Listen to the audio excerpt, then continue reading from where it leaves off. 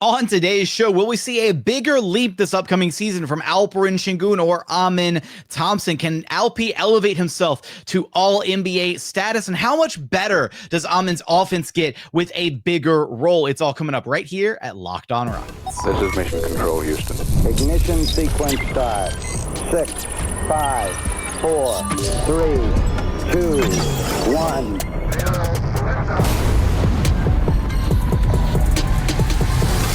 What's up and welcome to another edition of Locked On Rockets, your daily podcast home for everything Houston Rockets basketball. As always, I'm your host, Jackson Gatlin, native Houstonian and credentialed media member. I'm also the host of Locked On NBA Thursdays. Be sure to follow along wherever you listen to your podcasts or on YouTube. Just search Locked On Rockets, where the best way you can help us grow our show is to listen every single day on a podcast platform of your choosing, and then like, comment, subscribe on YouTube. On today's show, we're going to be breaking down who we think is in store for a bigger leap this upcoming season between Alperen Sengun and Amen Thompson. Can Alp elevate himself to all-NBA status this season and cement himself as one of the 15 best players in the association? And where does Amen Thompson wind up? And how much does he improve his offense this year? And what does that look like for his eventual star-level trajectory? I'm going to get into all of that on today's show. First, I want to let you know that today's episode is brought to you by FanDuel. Right now, new customers can bet just $5. And if your bet wins, you'll get $300 in bonus bets to use all across the app. Download the FanDuel app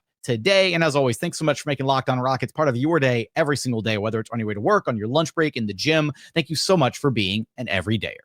And joining us now is special guest, Sports Radio 610's Brandon Scott, B. Scott from the block. Brandon, how are you doing, man?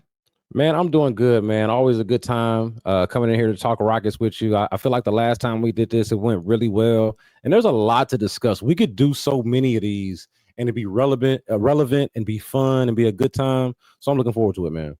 Absolutely. And we got a jam-packed show for you guys today where we're going to be kind of, weighing between, and this is the fortuitous position that the Rockets are in, where they have not one, but two different young stars on the climb in the NBA landscape right now between Alperen Sengun and Amen Thompson. And we're going to be kind of comparing, contrasting a little bit today who we think is poised for a bigger leap this upcoming season. Alperen Sengun heading into year 5 of his career, just one vote shy of making the All-NBA team last season. Then Amen Thompson, arguably the best perimeter defender in the NBA already, just 2 years in, heading into what should be a momentous year 3 for him. So we're going to kind of, take a look at both these guys, what we're hoping they can achieve this season, what we think they'll achieve this season, kind of where that stacks up as far as who is going to take a more significant step forward in their respective careers.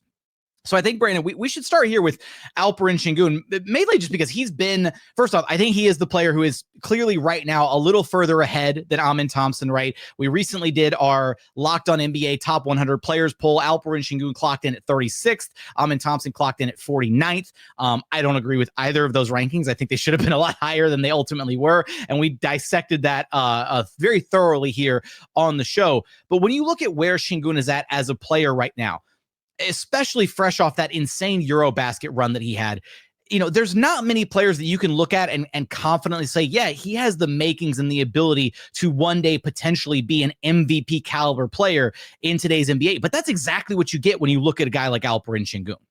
Yeah, I couldn't agree more. And that's why this is such a difficult conversation to have, but it's a good conversation to have because both guys feel like they've already tapped into some of their potential, but there's so much room for growth. So it's a good problem to have. It's a good question to ask about two guys that you can make a solid case for either one of them. But Alperen Sengun specifically is interesting because I feel like he's already made so many improvements and it feels like he's already kind of made that leap. There's almost a tale of different stories with Alperen Sengun and like some of the moments that you see from him in the playoffs, some of the moments that you see from him in Euro basketball, where you're already feeling like he's making that move, but absolutely he has to show it in the regular season. But there are a few things that I want to see from Alperen Sengun. Like I'm curious with both of the guys that we talk about, like who's gonna develop a 3-point shot the first between the two of them, right? Like I don't know the answer to that. And I feel like with Sengun, and he's shown, to be clear, Sengun has shown that he can be a high level player without the 3-point shot. But I just think about what it would do to just expand his game and to just take him on such another level. When they make the Jokic comparisons, that's one of the main comparisons or the main components that sticks out about the comparison and where it doesn't fit is that Jokic is a not just reliable, but a deadly 3-point shooter at times. Whereas Alperen Sengun is somebody that you don't really have to defend seriously beyond the 3-point line or beyond really close to the basket. And so at what point does that change? Does it feel like that's changing? That's what I really want to see from him in terms of growth. And I feel like there's a lot of room for that. It was a little bit disappointing.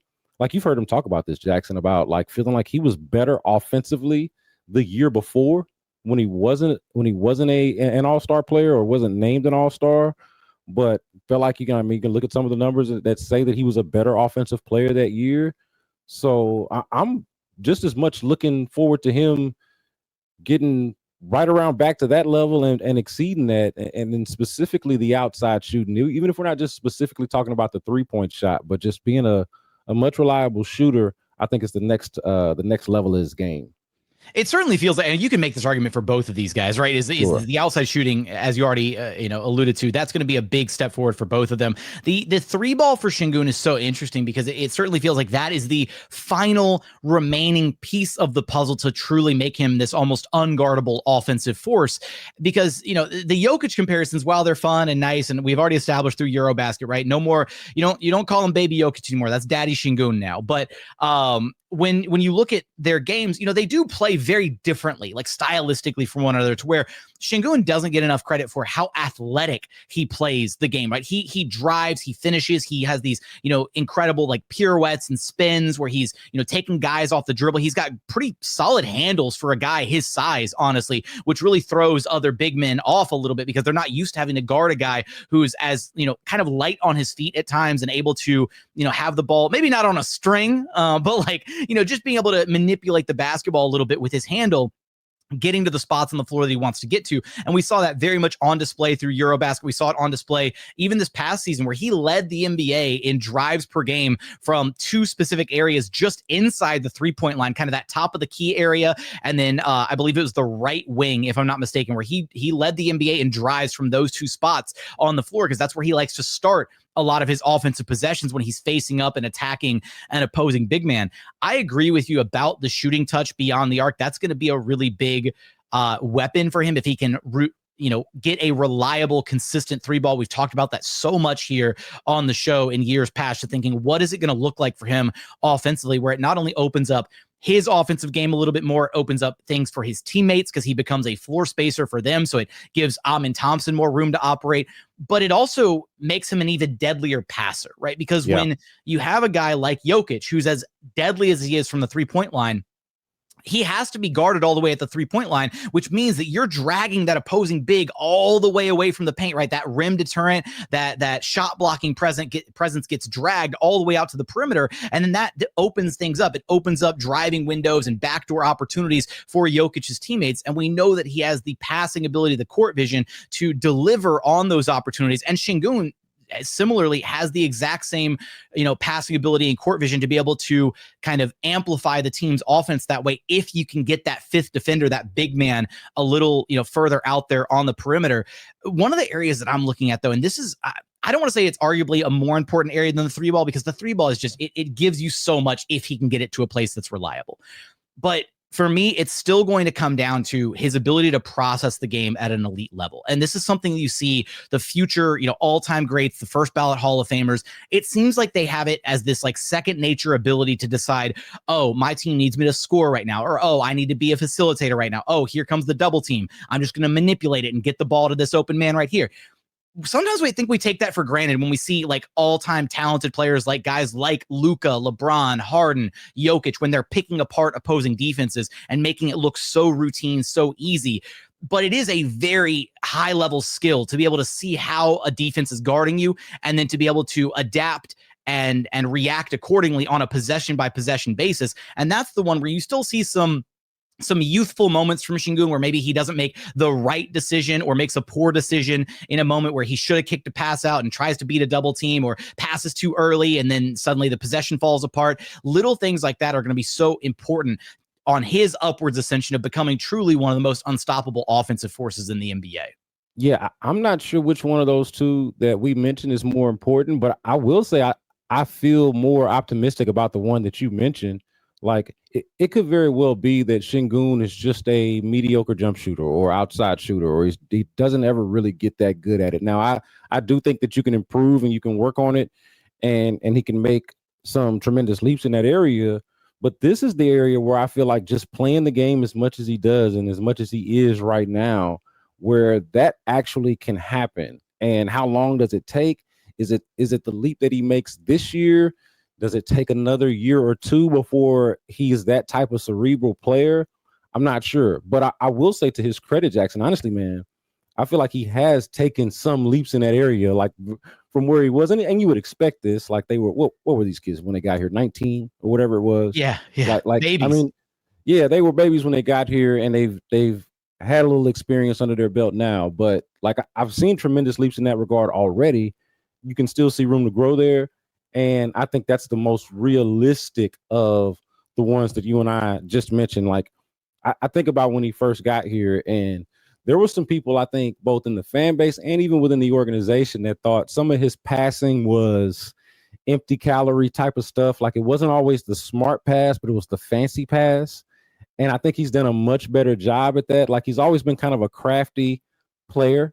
But now I feel like he does make better decisions. And like you mentioned, you can still see the youth in there, but you can also see where he has grown and where he still has room to grow. So I love that one. Absolutely. A little Manu Ginobili-esque. Ime Udoka has been asked about that specifically. And he's, he's smiled and joked a little bit about it. And, when you have a player like that, you've got to lean into their creativity, but you also have to find some spots to rein it in. And it certainly feels like Alpi has done a much better job as he's grown, as he's developed, to pick and choose his spots where he can be a little fancy with the ball versus making the safe pass, if you will. Coming up, we're going to talk about Alperen Thompson's offensive growth, the explosion we're hoping to see out of him this next season on the offensive side of the ball. We're going to get there in just one moment. First, today's episode is brought to you by Monarch Money. Look, most people can't name all their financial accounts or even what they're worth, whether it's 401ks, properties, or different investments. And if you don't have the full picture, you can end up leaving money on the table. That's why there's Monarch Money, an all-in-one personal finance tool that brings your entire financial life together in one clean, easy-to-use interface on your laptop or your phone. Monarch is built for people with busy lives. If you put off organizing your finances, Monarch is for you. They do all of the heavy lifting. You can link all your accounts in minutes, see clear data visuals, get smart categorization of your spending, and finally feel in control of your money without ever needing to touch or adjust a spreadsheet. Look, when I started using Monarch, I was annoyed because I realized just how much I was spending on certain subscription services that I didn't even bother using. It's one of those things. There's no worse feeling than you see it ding your account and you're like, oh, okay, I need to cancel that. And you tell yourself, oh, I'll go deal with it later. And then next month, same exact story. You see the notification, you lose another $15, $20, $25, $30, whatever it is, to some service that you haven't used in months. With Monarch Money, you can organize all of your categories. You can see your active subscriptions, and you can figure out what you actually want to get rid of so you stop being charged for things you're not even using. Don't let financial opportunities slip through the cracks. Use code LOCKEDONNBA at monarchmoney.com in your browser for half off your first year. That's 50% off your first year at monarchmoney.com with code LOCKEDONNBA. And continuing on here at Locked On Rockets, your daily podcast home for everything Houston Rockets basketball. All right, Brandon, shifting gears here and talking about Alperen Thompson, right? So much excitement around this young man already, just 2 years into his NBA career. We know what he's capable of defensively, right? He came out and he was an impact level defender as a rookie. He's grown even more, through year two. I think you can make a pretty legitimate argument, and some other, national pundits will agree with us that he's already the number one perimeter defender in the NBA, a guy who's going to be in discussions for DPOY level awards throughout his career. He's already made the All-NBA defensive first team this past season, a pretty significant milestone for a player just in year two of their very young, hopefully very bright future of his career. But the hang up with a min is going to be, and it's not really even just a hang up. It's just that, throughout his entire career, he was an on-ball player. He was the guy, the point guard, the leader of the team. And when it came to the Rockets, they tried to give him some of those reps early, and he wasn't ready for it, frankly. And so they diverted. They put him in more of this ancillary role where he played off ball. He became a screener. He played out of the dunker spot, played out of the corners a lot. And then last season, you started to see Ime Udoka and the coaching staff entrust him with more and more on-ball responsibility. And I do think a big part of this Kevin Durant trade and them feeling, confident about being able to move on from Jalen Green is because they do feel organizationally, they feel confident in where Amen Thompson is at this stage of his career, and they feel excited about putting the ball in his hands and giving him more reps and more of those on-ball opportunities offensively. And it's going to be really crazy to see what a difference that makes when you have a player of Amen's caliber where the offense is now going to be catered to his strengths, his skills this season. And that's one of the things that I'm most excited to see and what that ultimately looks like for him and how that translates from a production standpoint. And this is the guy out of the two that we're talking about who has the most room for growth, right? Like, I feel like Alperen Sengun, for as much growth as we can talk about with him, he's much closer to where he's going to be, I feel like, than Amen Thompson can even dream of being right now. Like, it says a lot that a guy could average 14 points a game in the NBA at any point and, like, quote unquote, or not have a quote unquote bag, right? Like, not have any real go-to move, certainly not an outside shot. We talked about that with Alperen Sengun, but with Amen Thompson, I mean, we're talking about a borderline hopeless jump shooter, but is so good athletically and has such an elite feel for the game for his age, I would say. Certainly that could grow as well. If we're talking about areas of growth, I feel like that's somewhere where he can certainly grow with experience. But for where he is already, to not have that, like, obvious offensive skill set, but just as like a sheer force of nature, for lack of a better term, to be able to do what he's been doing, I think says a lot. And so what I'm looking forward to, what I really want to see with Amen Thompson is, like, before we start talking about a 3-point shot, because that would be very easy to say, right? We could just sit here, do a podcast and talk about, hey, wouldn't it be great if Amen Thompson could shoot threes? Oh my God, are you serious? Like, it would be fair to no one. And maybe eventually we get to that point. Like, before we even get to that point, maybe we even get to that conversation. But I want to start it, Jackson, at having a mid-range game. Like, I feel like that's something that's really attainable right now. I think, like, when you look at his jump shot, it's not like troubling, like, it's just like maybe he needs to work at it a little bit more, or just needs a little bit more time. Whatever the case is, whatever the actual remedy is for his inability to shoot right now, I feel like it's just work that it needs. And I don't feel like he's somebody that's not willing to put the work in. Like, I think we've seen that the guy's made of all the right stuff, both, like, athletically, genetically, and some of the intangible stuff. Like, all of that kind of comes together with this guy. So I got a hard time imagining that he won't make these leaps. But I'm really looking at his mid-range game. I've got like this fantasy of him being Kawhi Leonard one day, right? Like this guy that was a defensive specialist early in his career, didn't have much of an offensive bag. And it's not an apples to apples comparison, but it's kind of a fantasy. It's like, man, this dude felt like an all NBA defensive player very, very early on in his career, didn't have much offensively, but worked at his game, mastered the mid-range game, and before you knew it, he was a force of nature. So that's what I'm looking for with Amen Thompson, the twin. I see where you're going with the Kawhi comparison, not because they're the same positionally or whatever, just the idea that you're getting a prospect who was so elite on one end of the floor and at times did look, a little, I won't say lost offensively, but just that there was so much room and growth needed on the offensive end. And, Kawhi may be like an outlier type of player to where he came in so raw on the offensive side and then developed into a legitimate number one option, a go-to scorer at the end of games, a phenomenal 3-point shooter. Like I don't know in NBA history if we've ever seen a guy who had that level of jump offensively from where he was when he came in to where he is current day, like in his prime kind of thing.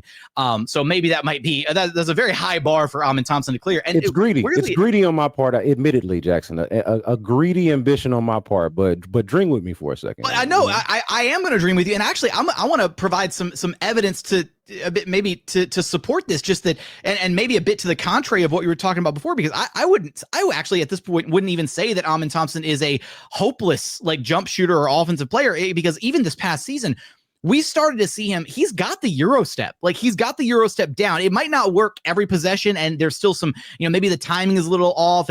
But when he's got a head of steam of him, in transition, or if he can get downhill in the half court, he'll hit you with that quick Euro step to where he's not just reliant on his freak athleticism or strength to be able to finish at the rim. He's got some craft and some wiggle to his game to where he's gotten into the paint and he'll elevate above the defense, right? And then do that little push shot, kind of a floater, 5 to 8 feet out away from the rim. We've seen him get to that mid range, and if the defender's just sagging all the way back in the paint, he'll pull up for that free throw line jumper. And does it go in every single time? Is it the most consistent? Not yet, but he's confident and willing to take those shots. And I think that's such a key thing when we talk about players like this that need to develop that offensive bag. Confidence is a big part of it. He's going to put the reps in, I feel like, to get to a place that it's not just the confidence, it's also a consistent shot.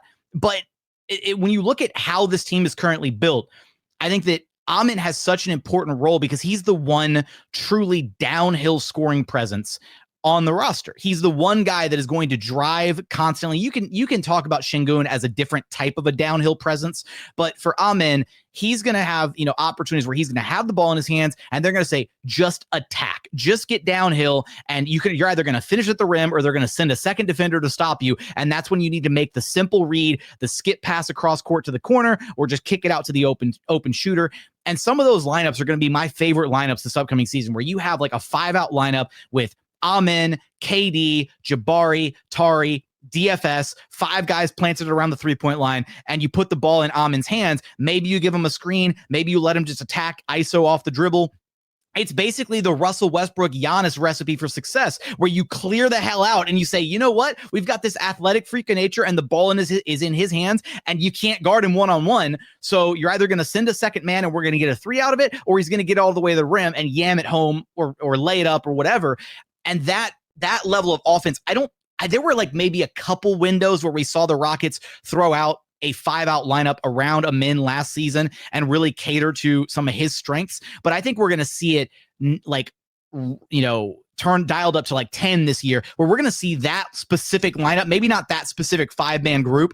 We will see that 5-man group, but it'll be variations of that where you have 5 players out there, 5-out spacing, and you don't have an Adams or a Sengun or a Capela out there clogging up that lane, because it feels like the Rockets are ready now to embolden Amin Thompson and empower him to be the offensive force that they think he can become. And with those reps will come more confidence and more consistency in his overall game.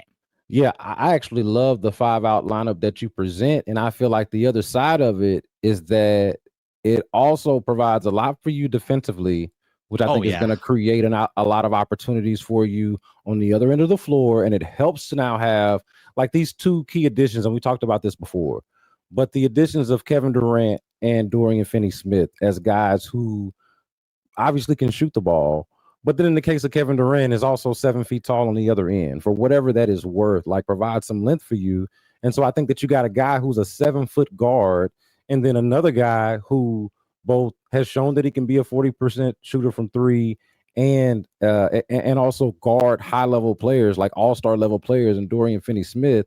Like, you're going to have that 3-and-D element that's going to, I think, provide some opportunities for you in transition and then just create offensive opportunities. As we talk about it, though, in the half court, I still just want to see more of that confidence building up. And to the Rockets' credit, to Amin Thompson's credit, to Ime Udoka's credit, last year, I thought they did a good job of instilling that confidence in him last season when you saw him get the ball down the stretch at important points of the game, being in opportunities to help them win the game, to win the game for them. Like, they trusted him with that. Without this bag that I talk about, this quote unquote bag that I'm talking about, this rawness that I'm alluding to. Well, they thought enough of it to risk the game, to risk it all, so to speak, and put it in his hands. So just imagine another offseason, the experience that we've seen him have. They've played in the playoffs now. Like, all of these guys now have played meaningful basketball. Add Kevin Durant again to the mix, and that to me just completely changes things, the dynamic, obviously. So I'm looking for growth, but specifically there in just the confidence to shoot those mid-range shots and for them to emphasize it even more. Coming up, final predictions here. We'll get into some stat lines, some numbers for Alperen Sengun and Amin Thompson for this upcoming season. We're going to get there in just one moment.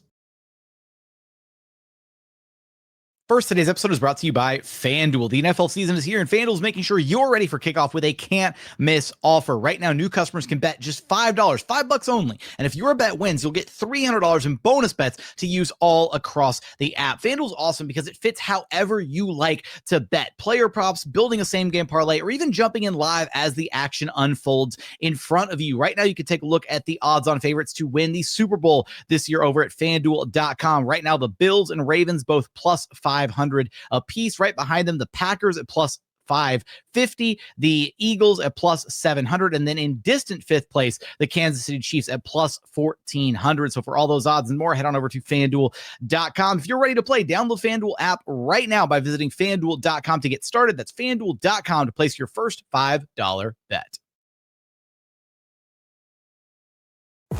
And final segment here at Locked On Rockets, your daily podcast home for everything Houston Rockets basketball. All right, Brandon, after spending two segments, one on Sengun, one on Amin here, kind of comparing them, talking about, some of the areas that we're expecting them to grow, you kind of hit the nail on the head there, I think in segment two, talking about the fact that there is maybe more runway, more room, more left for Amin Thompson to grab in order to take, a couple significant strides forward this season, whereas Sengun almost already feels like he's at, his apex or near the top of the league, right? He was just one vote removed from All-NBA this past season. So how much better can a player who was, one vote shy of All-NBA become?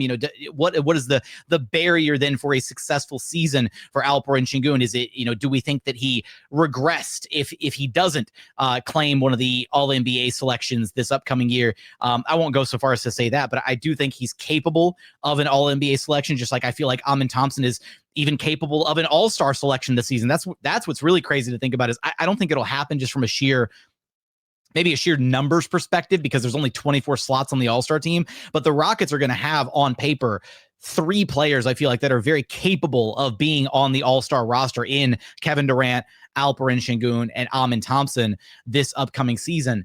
Let's take a look at what we expect these guys to produce on the floor this year. Take a look at some of their numbers from this past season. Let's start with Alperen Sengun, who this past season, he came off the year averaging 19 points per game, 19.1 points per game, 10.3 rebounds, and 4.9 assists. What are you predicting Sengun to do this next season? So this one is a more difficult one, which is why I'm glad we're going with Sengun first, because honestly, we're expecting a leap from Amin Thompson because there has to be, right? He's such a young, talented player. Whatever we predict whenever we get to Amin Thompson, we're predicting some kind of jump, some kind of leap, because how could you not, right? And then, so there's that. And then you have Kevin Durant added to the mix as well.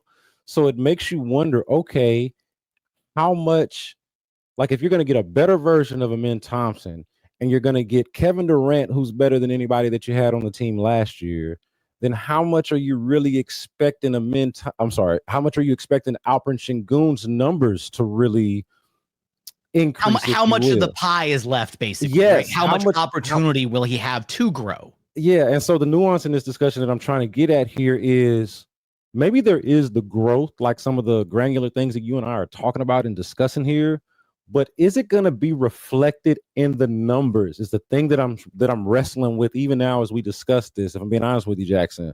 So I'm predicting him getting closer to his point total from last, and this is an optimistic prediction, but again, dream with me here. He averaged 21 points per game the previous season, right?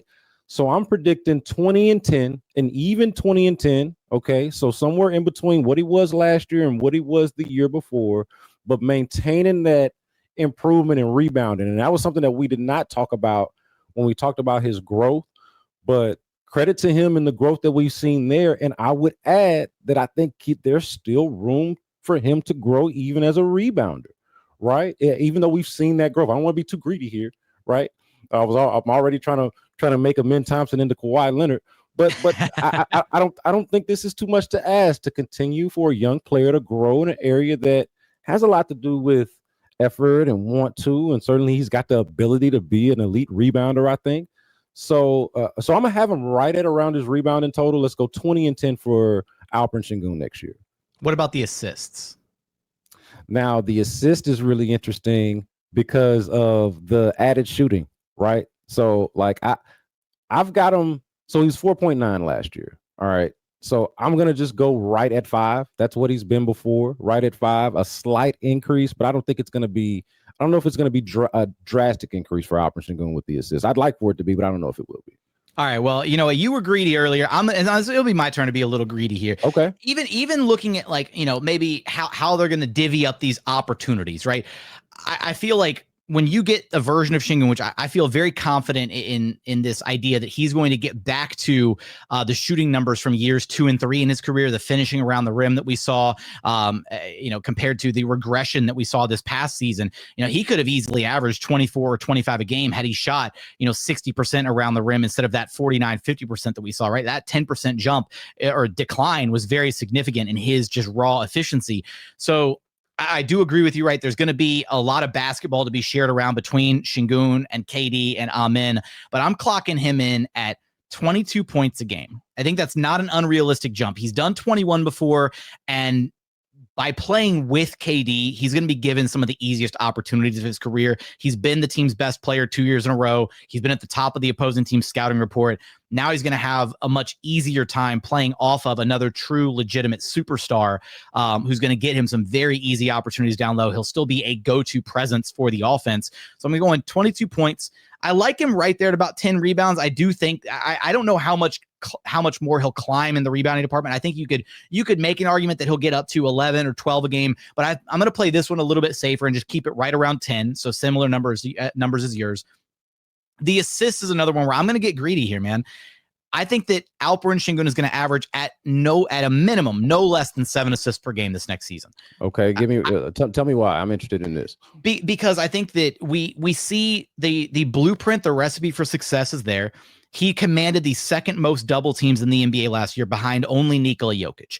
It's just that the Rockets did not have a very efficient offense. They didn't have the shooters around him to really capitalize on a lot of these opportunities where he was commanding double and triple teams and then kicking it out. And guys were just, you know, not being able to convert those opportunities. So I think that with an added weapon, with the talent level of a Kevin Durant, the 2-man game between these two guys in particular is going to net him at least like 2 or 3 or 4 assists a night by itself. And then you sprinkle in, hopefully, you know, a bit of regression to the mean for Fred VanVleet with his 3-point shooting numbers, maybe a little bit of a step forward for a guy like Jabari Smith Jr., who we think can be like a 36, 37, 38, maybe 39% 3-point shooter over time in his career. Get Tari to improve a little bit in that regard. Now I'm getting really greedy because I want the whole team to be a better shooter. But, you know, you add in DFS as well, another quality 3-point shooter, a 40% from behind the arc kind of guy. I think it's unlikely that he's under 7 assists a game. He's such a focal point of the offense. So that's where I'm at. I think I've got him at 22, 10, and 7. And when we do our Locked on Rockets board bets for this season, which is where we go in and we do a bunch of bold predictions for the year, pretty much a bunch of over-unders, I'm going to set Alperen Sengun's over-under for his assist totals at 6.5 per game.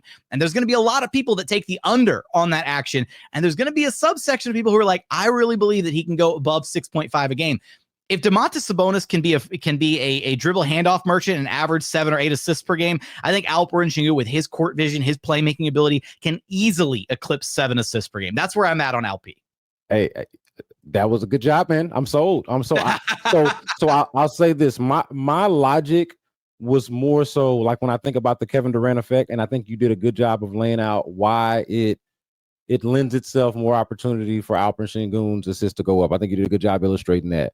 But I thought more so of like, you know, the idea that Kevin Durant is such a focal point of the offense, or maybe I should say the focal point of other opposing teams' defenses, like they're keying in on him. And so I thought the safer bet of the numbers leap, and I didn't do a tremendous leap on the points, as you see. I did just one point extra. You did 2, but where I could see you going 2, 3, maybe even more is more opportunities for him with Kevin Durant being the focal point as a finisher, basically, right? As a finisher, yeah. But I mean, that's a good problem to have because there's two sides of that coin, right? Like you can make they can both be the finisher or the creator. Like that's the beauty of it.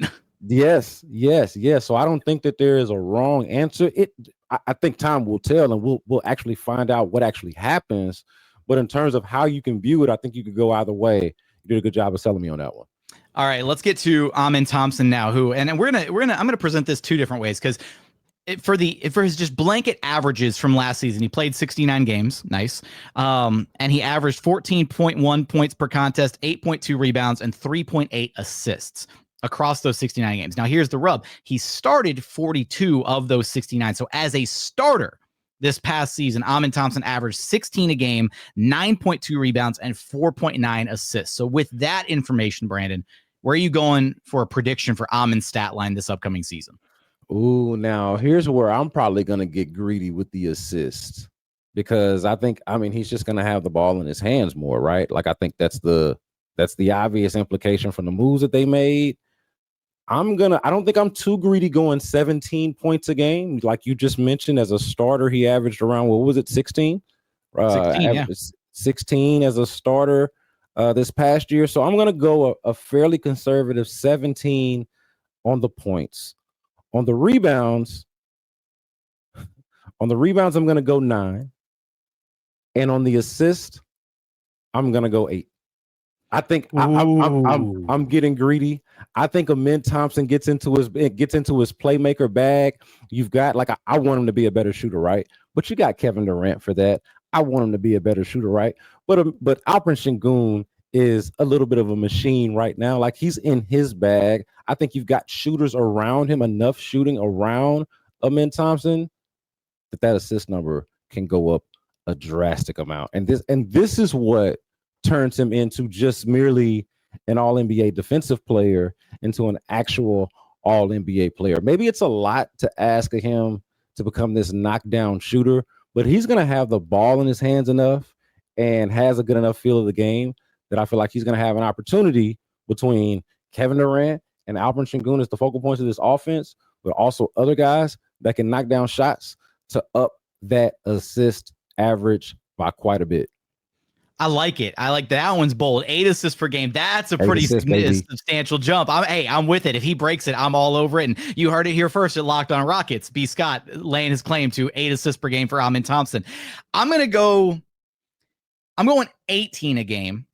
Okay. I think he'll be given those opportunities. I'm going 18 a game. I think the rebounding is going to continue to climb. I think he's going to actually break double-double. So I think he'll average a legitimate double-double, in part because we know that there's a level of the Rockets offense that gets unlocked when Alperen is able to get the rebound and just jet in transition. We know in the past for other players like a Russell Westbrook type that the OKC Thunder actually prioritize Russ getting those rebounds, or at least getting the outlet and getting the pass to him immediately so that he could ignite those one-man fast breaks. And so I think that's going to be an element and a focal point of the Rockets offense. Hey, let Alperen get the defensive rebound so that he can go and beat the whole team in transition by himself. So I think he'll be right about 18 points, 10 rebounds a game. So a small increase there. I'm not going to go. I think he will increase the passing numbers. I'm not going to go quite as aggressive as you. I think he's going to clock in around 6 assists per game. So 18, 10, and 6 in year 3. Not a monumental jump forward, but for a first year where he gets to be a starter for the whole calendar year instead of being thrown into the starting lineup at some point later on in the season, I think there's going to be some adjustments. I think there will be probably some growing pains in the start, him starting in the backcourt alongside Fred VanVleet as he gets more comfortable, especially in the half court. But those numbers certainly seem attainable, and I'd be content if it was an 18, 10, and 6 year from Alperen Thompson. Where does he finish in Defensive Player of the Year voting? Finished 5th last year, right? Oh man, where does he finish? And I thought, to be fair, I thought he should have been higher than 5th. I thought he should have been no less than 3rd. So I'm gonna go at least 3rd, right? I think he could easily be a finalist, and I think he's going to be the kind of guy that could be a finalist each and every year. I hate saying this, but I feel like Alperen is only going to be able to get a DPOY award when the media stops gassing up Wemby, because he's going to be the guy that they're going to want to hand DPOY awards to year in, year out. And it's going to be a thing where you could probably rename it to the Wemby Award each year. And so it'll be a thing where Wemby, assuming health for San Antonio, right, he'll probably rack up like 2 or 3 in a row or something nutty if he actually plays, 70 plus games or qualifies for the award. And if the Spurs defense is actually decent. And then it'll be a thing where once the voters have voter fatigue for Wemby, Amin's going to be that guy year in, year out. And that'll be where he's able to swoop in. And because at the end of the day, a big does have slightly more impact on the defense. I get it. It's traditionally a big man award. The last guard to win it was Marcus Smart. So I don't know, but before Marcus Smart, right, you have to go all the way back to like Gary Payton to see who won it as a guard. Now, Amin isn't like a small guard the way that the Glove and Marcus Smart were. He's a bit bigger. He can guard up. He can guard pretty much all 5 positions on the floor at certain times. Hell, he blocked the crap out of Evan Mobley at one point last season. So, I that's tough. That's a whole different episode, Brandon. We're gonna have to tackle the awards discussion at some point down the line, and we're definitely gonna be doing that here on the program. But with that, we want your thoughts. What are your expectations for Alperen Sengun and Amin Thompson? Give us your stat predictions for both of them this upcoming season. Who do you think has the bigger leap in their games this year? Brandon, you know the drill. Let me know where to track you down at. Beat Block Podcast every week. That's wherever you get your podcast. Can also find us on YouTube. Also, Sports Radio 610, The Drive, Wednesdays at 4 o'clock, in the Loop at 11 a.m. Check us out. That's going to do it for another edition of Locked On Rockets. As always, thanks so much for checking out the show. Remember, the best way to help us grow the show is to listen every single day on a podcast platform of your choosing, and then like, comment, subscribe on YouTube. But as always, thank you so much for watching. Thank you so much for listening. And we look forward to having you back right here at Locked On Rockets, your daily podcast home for everything Houston Rockets basketball.